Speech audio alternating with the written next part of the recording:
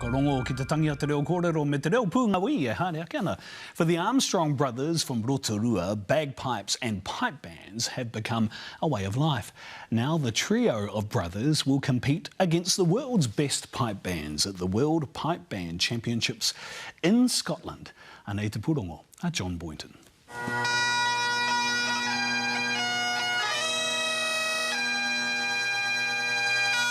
There's no mistaking the haunting sound of bagpipes. When you first hear it, you just know it's got a presence to it. The Armstrong brothers bringing the sound of their Scottish tupuna to their tūranga waiwai at Whakarewarewa village.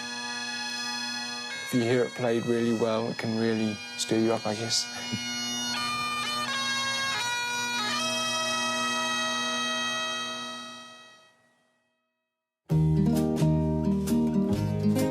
Pipes are all sort of the same. It's the sound they produce. Rotorua twins Māori and Ngātai Armstrong know their way around a set of bagpipes. It all looks a little bit scary when you look at this. I guess for someone like me who doesn't know bagpipes. Yeah, there's a few parts to it. This one's the bass reed. The 20-year-olds first started playing as teenagers after their parents, Leslie and Roger, signed them up. I sort of say to them, right, you need a sport and an arty for the year.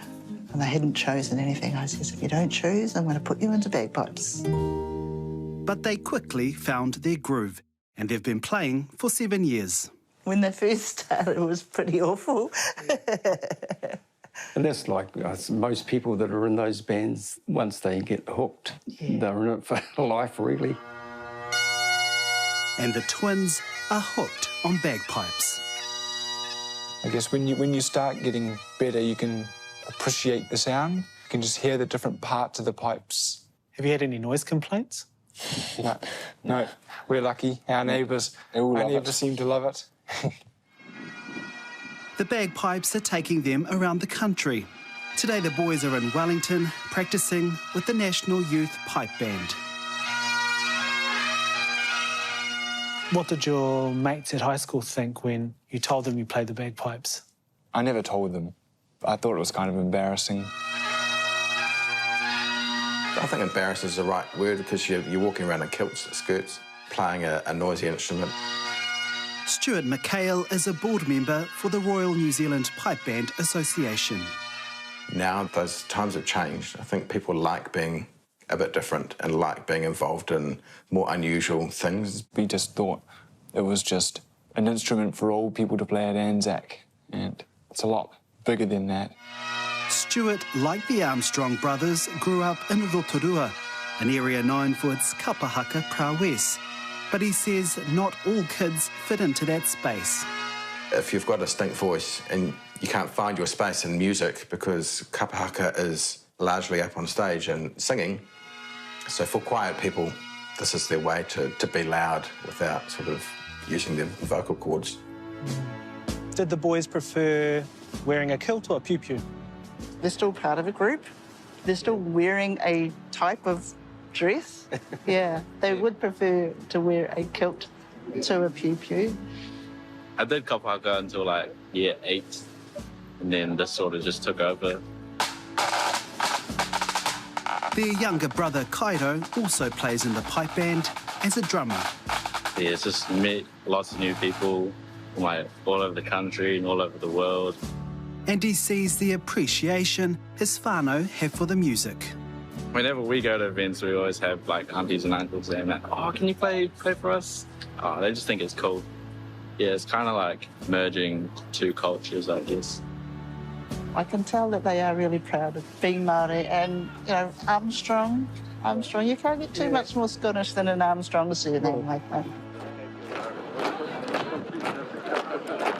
Today, the brothers are representing their whānau at the National Anzac Day service. It's being held at the Pukeahu National War Memorial in Wellington.